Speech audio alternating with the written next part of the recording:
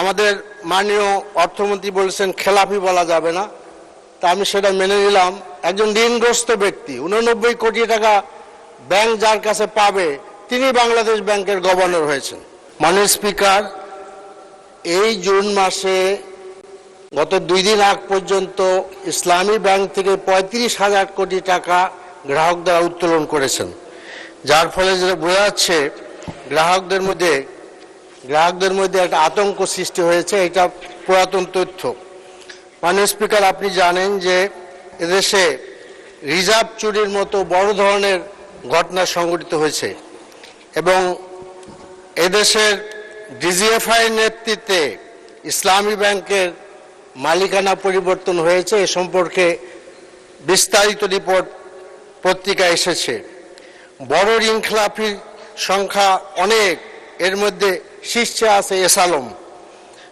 আন্তর্জাতিক রেটিং এবং খেলাপি ঋণের তুলনামূলক যে বিশ্লেষণ, সেই বিশ্লেষণে রেটিং আগে পজিটিভ ছিল, এখন সেটা নেগেটিভে চলে গেছে। সেটা যদি না হয়, পজিটিভ না হয়, তো আমরা ঋণ পাবো না। আমরা S&P স্ট্যান্ডার্ড অ্যান্ড পুর যে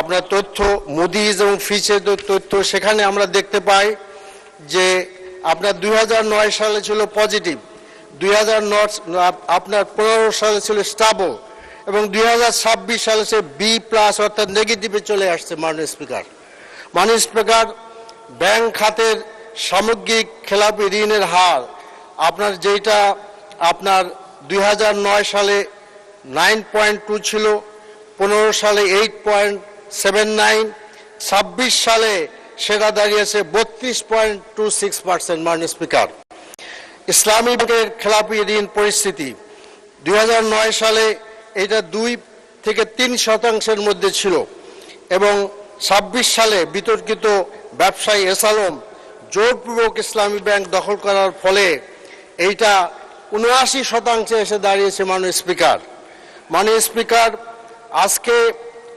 বাংলাদেশ ব্যাংক অর্থাৎ ব্যাংক খাতের নিয়ন্ত্রণ সংস্থার আপনার ভূমিকা বেশ বিতর্কিত এবং একজন আমাদের মাননীয় অর্থমন্ত্রী বলেছেন খেলাপি বলা যাবে না, তা আমি সেটা মেনে নিলাম। একজন ঋণগ্রস্ত ব্যক্তি 89 কোটি টাকা ব্যাংক যার কাছে পাবে তিনি বাংলাদেশ ব্যাংকের গভর্নর হয়েছেন।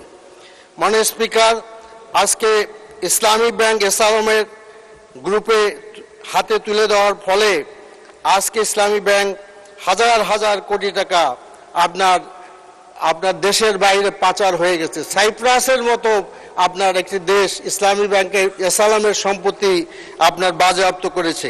একসময় দেশের ডলারের রেট ছিল 84 টাকা, আজকে সেই ডলার 126 টাকায় চলে গিয়েছে। IMF এর কাছে আমাদেরকে দ্বারস্থ হতে হয়েছে দেশ চালানোর জন্য। তা IMF এর মূল্যায়ন, IMF বলছে যে বেশ কয়েকটি বিষয় আমাদেরকে নজর দিতে হবে।